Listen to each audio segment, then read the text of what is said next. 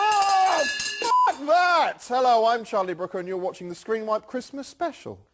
Christmas is the most magical time of the year, more magical even than 4 bank holidays glued together and multiplied by Easter.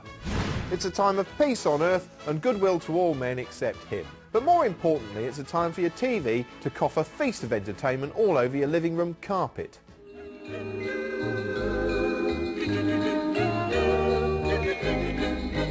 Holiday programmes for Tuesday on BBC One. Yes, TV pulls out all the stops at Christmas, leading to a curious but genuine sense of excitement and occasion. You'd have to be a Cyberman not to feel a slight tingle in the loins at the first sight of the double-decker Christmas Radio Times, or the unveiling of the BBC Christmas Ident, which in recent years has been a slick mini-movie with a festive theme.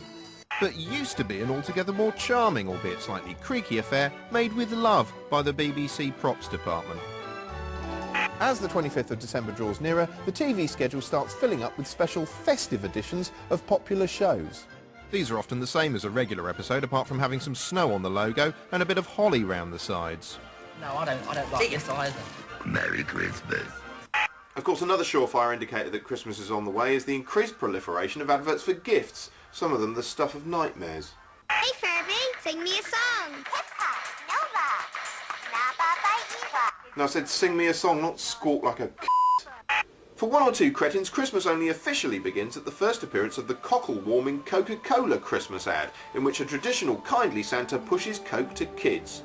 Of course, in this day and age, it seems quite brave of them to stick with an old man who hangs around with children. I keep expecting an angry mob to turn up and beat him to death with misspelled placards.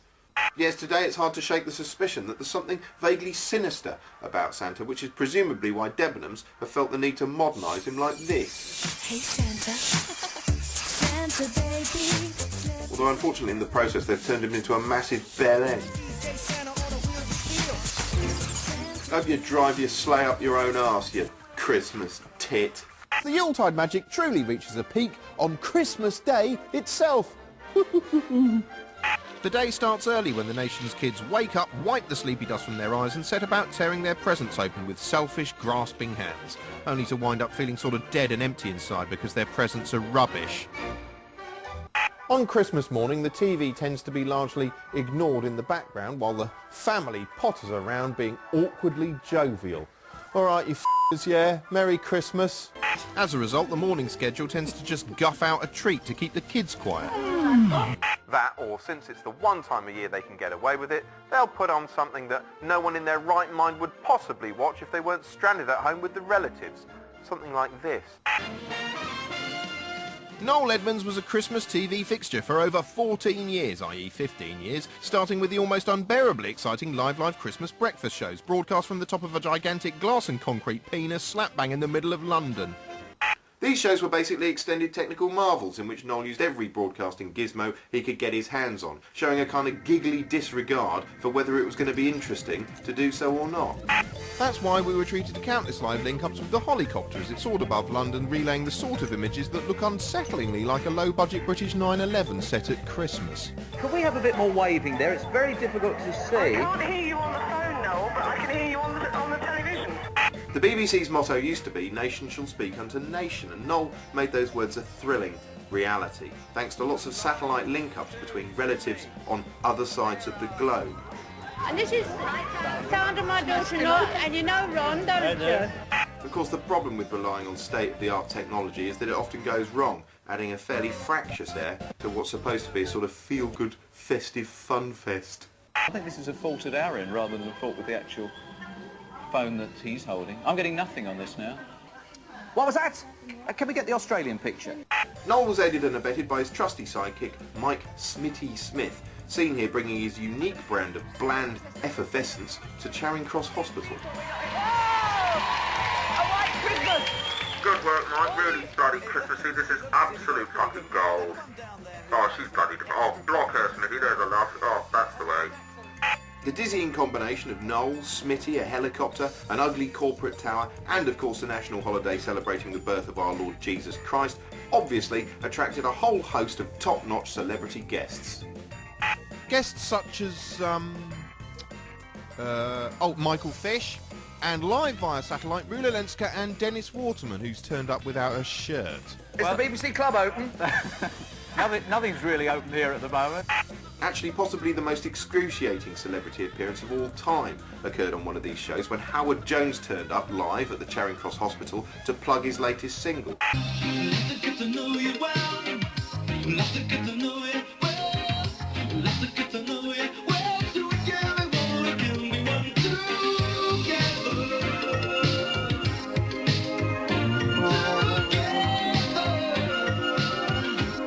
Here we see a woman in the background who looks like she doesn't want to get to know Howard well.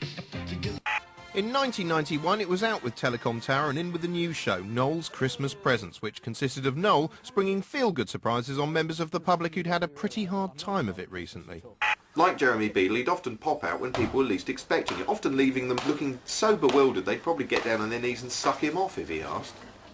He then delivered specially tailored gifts, which often escalated in niciness as they went along, reaching insane levels of goo-goo. Silence. Here, for example, we see a woman who's been in and out of hospital being serenaded by a choir boy. But that's not enough, so let's add a whole choir. And a marching band, and a sort of funk jazz fusion act, and a gospel choir. And last but for f***'s sake, nowhere near least... You're dead right, it's Michael Ball. Son of God. The show's unstated aim seems to have been to overwhelm the recipients until they start blubbing uncontrollably, and it certainly worked here. Well, unless she's crying because Michael Ball's just blown off or something. This bloke isn't crying, but he does have a wistful chunk of snot hanging out of his nose. Anyway, for my money, the best bits of the show are actually in between the presents themselves. I'm talking about Noel's links. Some of these were ridiculously sumptuous and seem to have been shot in the middle of the Quality Street tin. A very happy Christmas morning to you. At their best, these links are solid gold Alan Partridge. On the 11th day of Christmas, my true love sent to me 11 pipers piping. 11 pipers piping. And when I made a surprise visit to a marvellous school in Devon, there were 11 scholars startled. Anyway, it's easy to be all modern and superior and snort at Noel and his silly jumpers like I've just done for the last few minutes. But I can't help thinking it's just plain nicer than the sort of thing you get today. After all, now you're more likely to switch on the TV on the 25th of December and see some sneering arsehole pouncing on strangers and rubbing shit in their faces. Then going, "Yeah, Merry Christmas," actually in a show called "Yeah, Merry Christmas." Like that in quotes. Merry Christmas. Anyone who likes Christmas is a because that's what our modern world has become, ladies and gentlemen. For this Christmas special, I asked internet animator David Firth of FatPie.com to come up with a festive animation for us. Unfortunately, what he came up with was so offensive, I can only show you a few seconds, like this. Saws are too hard to use. Be easier to use. But luckily, he then turned it over to his fictional colleague, the very professional Jerry Jackson, who animated this replacement for us. My name is Jerry Jackson and this is a Christmas cartoon. For Christmas dinner we had fish and chips, and it tasted horrible, cause my mum is crap at cooking. Here is your dinner, Jerry. Wow, it looks like shit, mum. I know. For my Christmas I got our Xbox 400 and a million games. What did you get, John? I got a toothpaste and toilet duck for the bathroom. Because it needs cleaning and my mum says I have to clean it, but I don't want to. I want to play computer games with Jerry Jackson. No, John, I've only got one pad and I'm not sharing because you're gay. I like the Marks and Spencer's adverts. They show food right close up and it looks right nice. Mum, can you get us some of that this Christmas? No, Jerry, we are skint, so we aren't getting our Christmas food from the car boot sale.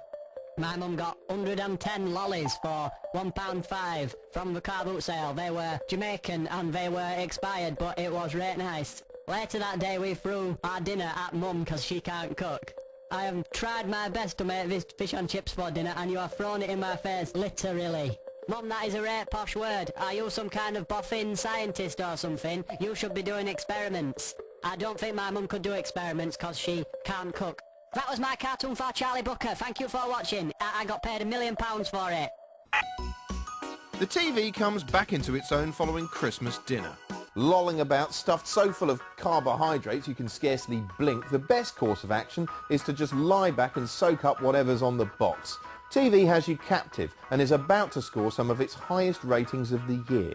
First, though, there's the Queen's speech, which every year simultaneously bores literally...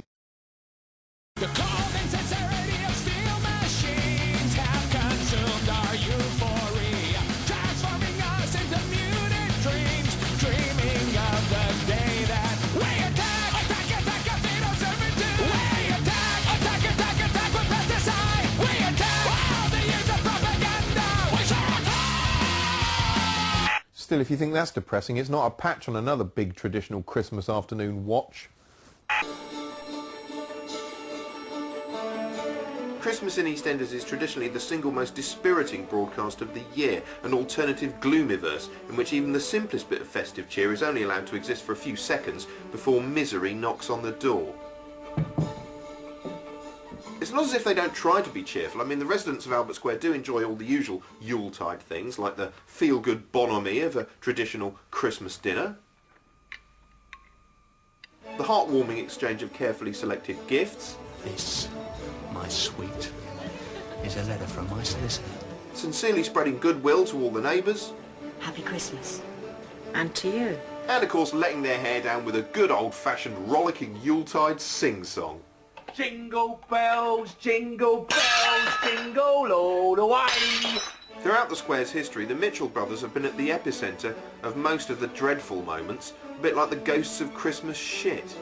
There's Grant, who always vaguely resembles a testicle bobbing in a bathtub, and Phil, who's a sort of dark, misanthropic anti-Santa. You can always rely on them to prance around the square like jolly little helpers, handing out jocular Yuletide banter. If you're looking for the Black Mass, the next one's at 6 o'clock up on the allotments. This isn't funny. And heartfelt declarations of love. You make me sick. He was physically turning into Nookie Bear there. The biggest Christmas dinner always takes place at the Vic, which isn't exactly a gastronomical Eden. Not that it matters, no one gets to ingest so much as a sprout. They're too busy skillfully arranging a year's worth of arguments into one sustained symphony of bellowing, like they're the National Orchestra of Shoutland or something. I need a top hat. I told you. Mum, so I can handle this. I don't leave this. That's my grandchild you're carrying. Mum. He's right, though. Oh, don't you start. Oh, no. Do you mind? That's my wife you're talking to. You satisfied? What have I done? If you hadn't been so idiotic. Oh, rubbish, just having a laugh. Actually, I that's don't all. know what I'm doing here. Tiffany. And I don't need any advice from you either. Mum, make them stop. Oh, hello, please. time for the big injection. Look, why don't you shut it? Phil, you're out of order. Oh, what, have I touched a nerve, have I? Shut up! With so many Christmas vendettas running at once, it's hard to keep track, and one year Peggy actually started a fight with her own reflection.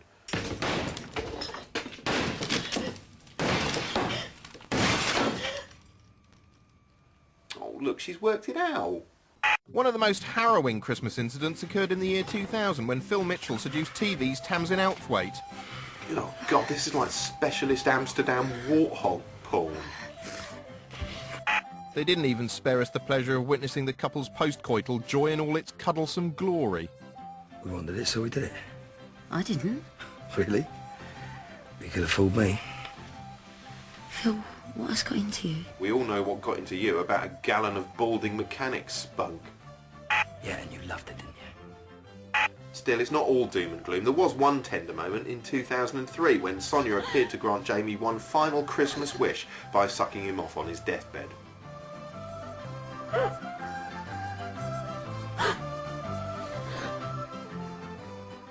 Bet your tenor is thinking of someone else.